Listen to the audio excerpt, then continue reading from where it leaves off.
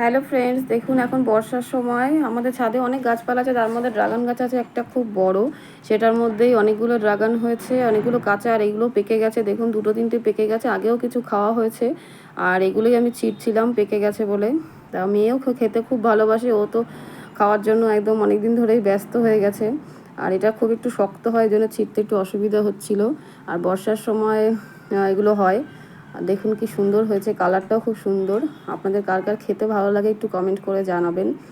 আর আপনাদের আজকে বর্ষার সময় খিচুড়ি খেতে কার কার ভালো লাগে সেটাও জানাবেন। আর এটা তুলে নিয়ে গিয়ে আপনাদের আজকে আমি খিচুড়ি রেসিপিই দেখাবো। চলুন এবার দেখে নেওয়া যাক। এখানে আমি চাল নিয়ে নিয়েছি 250 গোবিন্দভোগ চাল। আড়াইশো গ্রাম গোবিন্দভোগ চালই এখানে আছে। এর সাথে লাগবে হচ্ছে আপনার সবজি লাগবে কুমড়ো, মিষ্টি আলু, গাজর, পটল আর বিনস নিয়ে নিয়েছি 4-5টা মতো। কুমড়ো দেখুন চৌকো চৌকো করে কেটে নিয়েছি। আর একটা মতো গাজর আছে, 4-5টা বিনস আছে। আর এখানে দুটো ছোট আলু আছে। আর 3-4টে মতো পটল আছে। তো পটলটাও কেটে নিয়েছি গোল গোল করে। আর এর জন্য লাগছে মুগ ডাল। মুগ ডাল ওই 150 গ্রাম মতো মুগ ডাল আছে এখানে। 250-র জন্য 150 গ্রাম মুগ ডালই যথেষ্ট। তো আপনারা চাইলে অন্য ডালও অ্যাড করতে পারেন। আর এখানে ভাজা মশলার জন্য গোটা জিরে, ধনে আর একটা শুকনো লঙ্কা, এটা আমি ভেজে গুঁড়ো করে নেব। আর এটা ফোড়নের জন্য আছে 2টো শুকনো লঙ্কা, 5 ফোড়ন, তেজপাতা। এখানে 2 চামচ মতো আদা বাটা আছে। আর এই জন্য নিয়ে নিয়েছি। কাঁচা লঙ্কা আছে 4 থেকে 5টা, আপনারা ঝাল যেমন পছন্দ করেন তেমনই দেবেন। এবারে কড়াই গরম করে নিয়ে সেই ভাজা মশলাটা তৈরি করে নেব। এটা একটু ভেজে নেব হালকা করে। জিরে, ধনে আর শুকনো লঙ্কা আছে এখানে। এটা ভাজা হতে হতে বলে নিই আপনাদের, আমার রান্না যদি ভালো লেগে থাকে প্লিজ চ্যানেলটি সাবস্ক্রাইব করবেন আর পুরো রান্নাটি অবশ্যই দেখবেন। এবার মুগ ডালটাও ভেজে নেব, একটু শুকনো খোলায় ভাজবো, তেল দেবো না এর মধ্যে। শুকনো ভালো করে লাল লাল করে ভেজে নেবেন, একটু নাড়াচাড়া করতেই থাকতে হবে এটা, যাতে পোড়া না লেগে যায়। আর গ্যাসটা একটু মিডিয়ামে করে রাখবেন, নাহলে পরে একেবারেই পুড়ে যাবে। মিডিয়ামে করে রেখে এটা আস্তে আস্তে ভাজতে হবে। এটা আমার এবার ভাজা হয়ে গেছে। এবার কড়াইতে আমি একটু তেল দিয়ে দেবো। রান্নাটা আমি সাদা তেলেই করব, আপনারা ইচ্ছা করলে সর্ষের তেলেও করতে পারেন। সাদা তেলে করলেও টেস্ট ভালোই হয়, করে দেখবেন আপনাদের কেমন লাগে আর কমেন্ট করে অবশ্যই জানাবেন। এবার আমি তেলের মধ্যে সব যে সবজিগুলো কেটে রেখেছিলাম সেগুলো ভেজে নেব। এখানে আমি দিয়ে দিচ্ছি পটলগুলো, আগে ভেজে নেব। পটলগুলো একটু ভালো করে ভাজা করে নিতে হবে, একটু লাল করে, তাহলে পটলের যে কাঁচা গন্ধটা সেটা গন্ধটা থেকে যায়। পটলগুলো এবার গ্যাসটা কমিয়ে কমিয়ে ভেজে নেব। ভেজে নেওয়ার পরে তারপর সব সবজিগুলোই ভেজে নেব। আর রান্নাটা আপনারা অবশ্যই পুরোটা দেখবেন আর কমেন্ট করে রান্নাটা করে কমেন্ট করে বলবেন যে কেমন লাগছে রান্নাটা। পটলটা এবার আমার লাল লাল করে দেখুন ভাজা হয়ে গেছে। এবার তুলে নেবো এগুলো। তুলে নেওয়ার পরে আর যে সবজিগুলো আছে সেগুলো ভেজে নেব। এবার দিয়ে দেবো আমি কুমড়োগুলোও ভালো করে ভেজে নেব। কুমড়োগুলো ভেজে নিতে নিতে আমি আবার এখন কুমড়োগুলো হালকা লাল করে ভেজে নেব। আর বর্ষাকালে খিচুড়ি খেতে সবারই খুব মজা লাগে, আমাদের বাড়ির সবাই খুব ভালো খায়। আপনাদেরও নিশ্চয়ই ভালো লাগবে, রান্নাটি অবশ্যই করে দেখবেন। আর এরপর আমি কুমড়োগুলো ভাজা হয়ে গেছে প্রায়। এবার আমি এগুলোকে তুলে নেব। তুলে নেওয়ার পরে এবার আমি দিয়ে দেবো মিষ্টি আলু আর আলুগুলো যে কেটে রেখেছিলাম সেগুলো এর মধ্যে দিয়ে দেবো।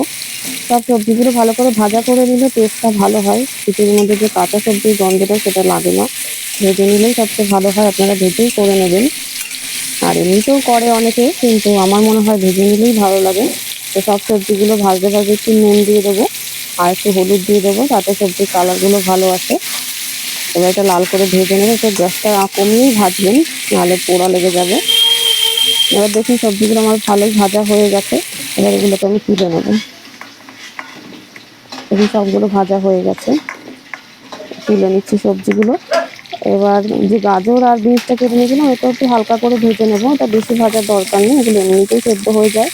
তো এটা আমি হালকা করে ভাজা হতে হতে আমি যে মশলাটা ভেজে রেখেছিলাম শুকনো মশলাটা, সেটা গুঁড়ো করে নেব। গুঁড়ো করার জন্য আমার একটা ছোট বেশ মশলা গুঁড়ো করার আছে, সেটার মধ্যেই আমি গুঁড়ো করে নিই। দেখুন এটা ভালো করে গুঁড়ো করে নিতে হবে। গুঁড়ো মশলাটা অ্যাড করলে খিচুড়ির টেস্টটা খুব ভালো লাগে। এটা একদম রান্না শেষে অ্যাড করবো। মশলাটা গুঁড়ো করে নিয়েছি। এবার কড়াইতে যে তেল ছিল তার মধ্যে আরেকটু তেল দিয়েছি। এবার দিয়ে দিলাম শুকনো লঙ্কা, তেজপাতা আর 5 ফোড়ন দিয়ে দেবো। 5 ফোড়নের গন্ধটা খুবই ভালো লাগে। একটু মশলাটা ভালো করে ভেজে নেবেন, তাহলে গন্ধটা খুব সুন্দর হবে। আর এর মধ্যে দিয়ে দেবো আদাটা যে বেটে রেখেছিলাম, সেই আদাটা এবার দিয়ে দেবো। আদাটা ভালো করে একটুখানি কষিয়ে নিতে হবে, যাতে আদার যে কাঁচা গন্ধটা থাকে সেই গন্ধটা যাতে চলে যায়।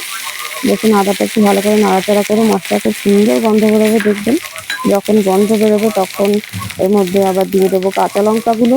কাঁচা লঙ্কাগুলো আপনারা ঝালটা একটু বেশি দিতে পারেন। আমার বাড়িতে বাচ্চা আছে, তাই জন্য আমি 3 থেকে 4টে লঙ্কা দিয়েছি। আর ওরা বেশি ঝাল খেতে পারে না, তার জন্য একটু কমই ঝাল দিই আমি। ইচ্ছা করলে আপনারা বেশি ঝাল দিতে পারেন। আর রান্নাটা অবশ্যই কেমন হয়েছে আপনারা কমেন্টে জানাবেন। এবার এর মধ্যে যে সবজিগুলো ভেজে রেখেছিলাম সেগুলো দিয়ে দেবো। এটা বেশ একটু কষিয়ে নিয়ে তারপরে খিচুড়ির মধ্যে অ্যাড করবো। এরকমভাবেই করে দেখবেন, তাতে খিচুড়িটা খুব সুন্দর হয় খেতে। এবার মশলাটা ভালো করে কষিয়ে নেব। মশলাটাতে একটু নরমও, সবজিটা একটু নরমও হয়ে যাবে, তাতে আরও ভালো হবে। সবজিতে কাঁচা কাঁচা ভাবটা থাকে সেটা থাকবে না। আর এর মধ্যে অ্যাড করে দেবো নুন আর হলুদ দিয়ে দেবো। হলুদটা একটু পরিমাণ মতো দেবেন, কারণ খিচুড়িতে বেশি হলুদ হয়ে গেলে হলুদের গন্ধটা থেকে যায়। ওই জন্য একটু বুঝে দেবেন হলুদটা আর নুনটা। দেখুন মশলাটাকে ভালো করে কষিয়ে নিচ্ছি। মিডিয়াম ফ্লেম করেই কষাবেন এটা। আমার রান্নাটা কেমন লাগছে অবশ্যই কমেন্ট করে জানাবেন। চ্যানেলটি সাবস্ক্রাইব করবেন। এর মধ্যে একটু অ্যাড করে দেবো জিরে গুঁড়ো। আর ইচ্ছা করলে আপনারা লঙ্কা গুঁড়ো দিতে পারেন, লঙ্কা গুঁড়ো দিলে কালারটা ভালো আসে, কিন্তু লঙ্কা গুঁড়ো আমি এখানে দিইনি। লঙ্কা গুঁড়ো দিলে বেশি ঝাল হয়ে যাবে, তার জন্য আমি এখানে দিইনি। দেখুন মশলাটা আমার খুব সুন্দর করে কষানো হয়ে গেছে। এবার এটা কষানো হয়ে গেলে আমি এটাকে নামিয়ে রেখে দেবো। এবার আমি কড়াইতে একপাশে জল গরম হতে দিয়েছিলাম, সেটা জলটা ভালো করে গরম হয়ে গেলে চালটা ধুয়ে এবার ওর মধ্যে দিয়ে দেবো। চালটা ভালো করে ধুয়ে দেবেন, তাতে চালের যে ধুলো ময়লা থাকে সেটা চলে যায়। চালটা এবার আস্তে আস্তে ফুটে উঠলে তারপরে এর মধ্যে আবার দিয়ে দেবো ডাল। ডালটাও ভালো করে ধুয়ে নেবো, যে ভেজে রেখেছিলাম মুগ ডালটা সেটাই আমি এর মধ্যে অ্যাড করে নিচ্ছি। এবার চাল আর ডালটা একসাথে নিয়ে একটু ভালো করে নাড়াচাড়া করে দেবো। এবার চালটা ডালটা ফুটে যখন যাবে তখন আমি সবজিগুলো অ্যাড করব। এর মধ্যে সামান্য একটু নুন আর হলুদ দিয়ে দেবো। নুন আর হলুদটা অল্প করে দেবেন, যেহেতু আগে তরকারির মধ্যে দেওয়া ছিল, সেই জন্য একটু বুঝে দেবেন নুনটা আর হলুদটা, যাতে একদম বেশি পরিমাণে হয়ে না যায়। দিয়ে আমি এটা নাড়াচাড়া করে নেবো ভালো করে। দেখুন চালটা একটু ফুটতে শুরু করেছে, এখনো পুরোপুরি ফোটেনি।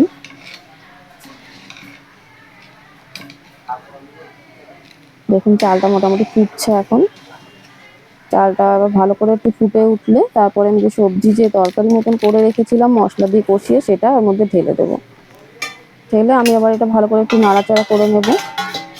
আর এটা ফুটে উঠলে তারপর একটু গ্যাসটা মিডিয়াম করে রাখবেন। মিডিয়াম করে রাখলে ভালো হবে, নাহলে নিচে লেগে যাবে কড়াইয়ের নিচে। চালটা যেহেতু ফুটে উঠেছে, সেদ্ধ হতে শুরু করেছে, তার জন্য এটা লেগে যেতে পারে।